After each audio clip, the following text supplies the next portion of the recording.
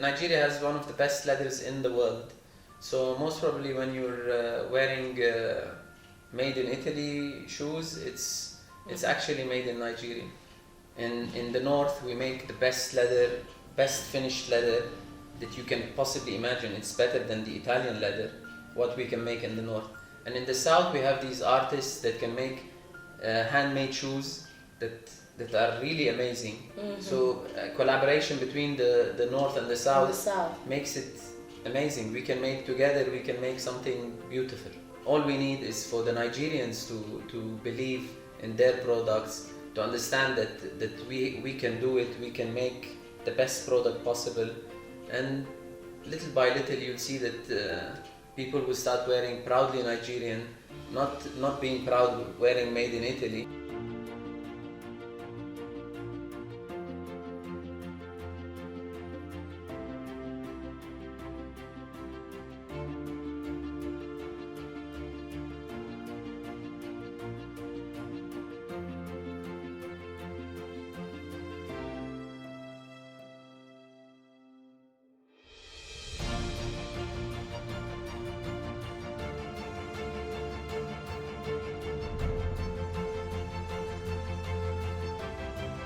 In Nigeria, the leather industry can generate over $1 billion in export earnings by 2025. This is according to the Nigerian Economic Summit Group. But this potential is yet to be met. Among the array of challenges hampering the availability of raw skin to be processed is its consumption.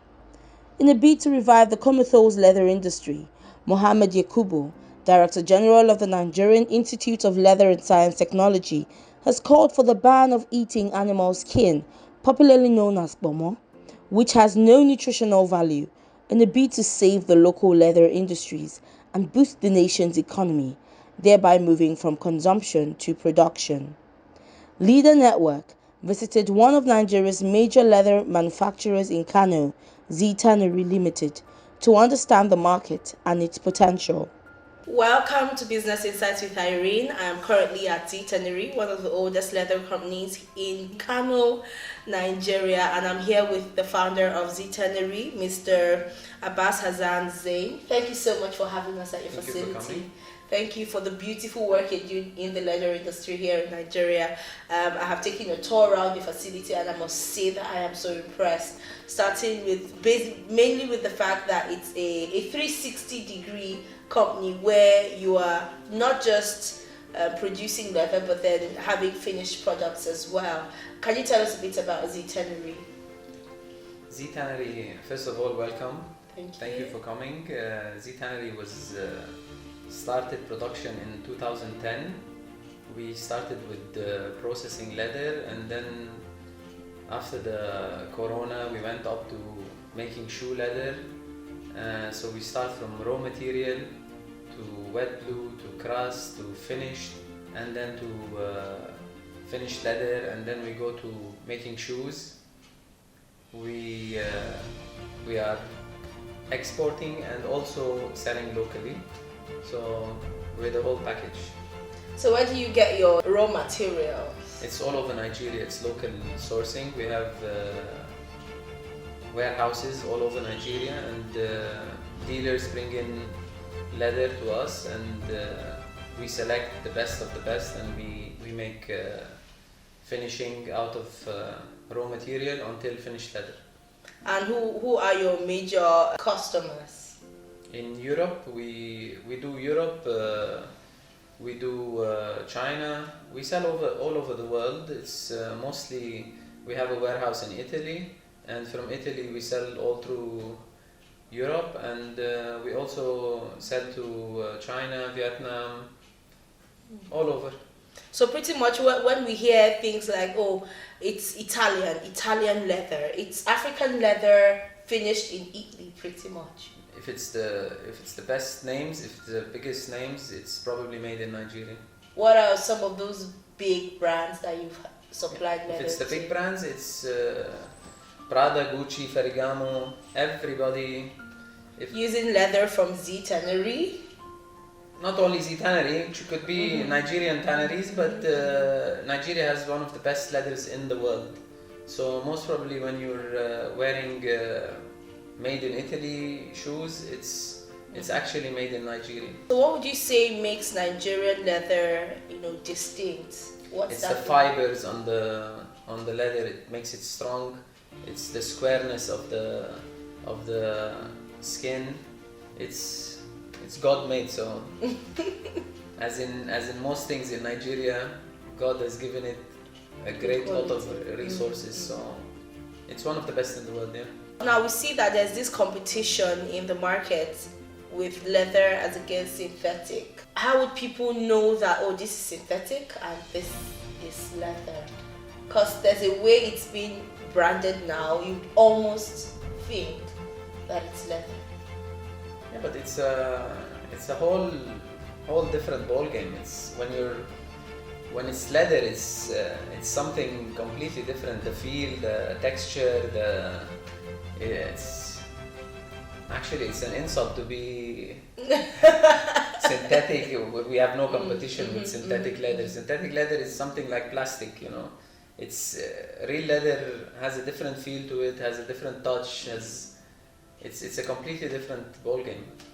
Italy and Spain are the largest destinations of Nigerian leather in total, covering over 71% of local Nigerian exports.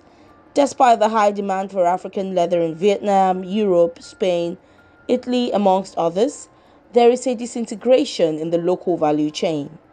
Abass Zein, MDZ Tannery, says he believes a more collaborative effort between regions such as Aba in Abia State, where leather products are produced, and the north, where quality leather are manufactured, can be explored. One thing I have found is the possibilities for expansion and collaboration with other organizations, because it's leather you produce. There are multifaceted things you can do with leather, and so in terms of collaboration, what have you seen and what do you want to see more of? In terms of, you produce leather, there are people who make use of leather for whatever products that they are also developing. Have you seen a lot of collaboration in this regard? Do you want to see more of it? And how can it really help Nigeria as a whole and the ecosystem, independent of the government? Yeah. Because I reckon you as a businessman can work with another business, individual and do really exceptional things, as against people ordering leather from outside the country, importing leather when we produce them locally. Most important thing at this time is for everyone to believe in Nigeria, to believe that we can make something that anybody else, like all Europe, can make. We can do better because we have the raw material, we have all the resources on ground. All we need is for the Nigerians to believe in their products, to understand that we can do it, we can make the best product possible, and little by little you'll see that people will start wearing proudly Nigerian, not being proud wearing made in Italy, being proud wearing Nigerian products. And we are trying to show that we can make better products than the whole of Europe. So whatever they are better in, we learn from them and we execute here, because we are the base, we have the raw materials, we have the know-how. We can learn the know-how out of them, and then we can make the best products. All we need is for us to believe in each other, and we buy from each other and we sell to each other, and this is how we become the best in the world.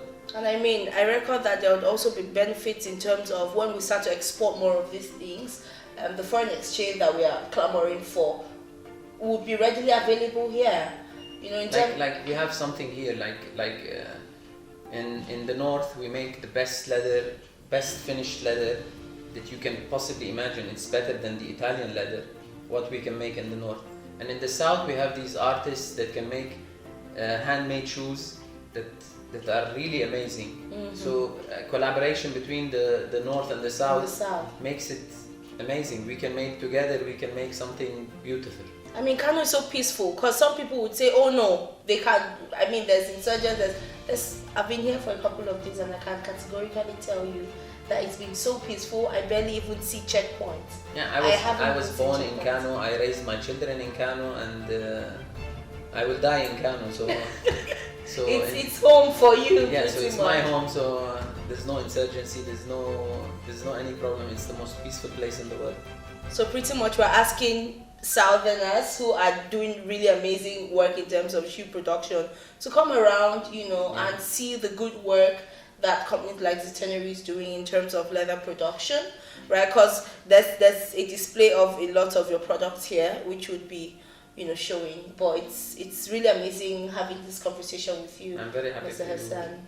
to be here and to show Nigerians what Nigerians can do.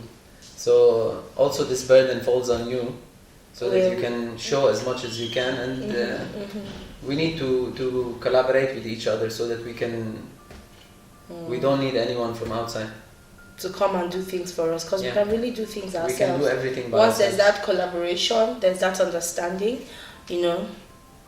there's a lot of potential that's yet to be tapped, as a matter of fact. Sure. But thank you so much for your time, Thank you for coming. having this conversation with us. Thank you very much.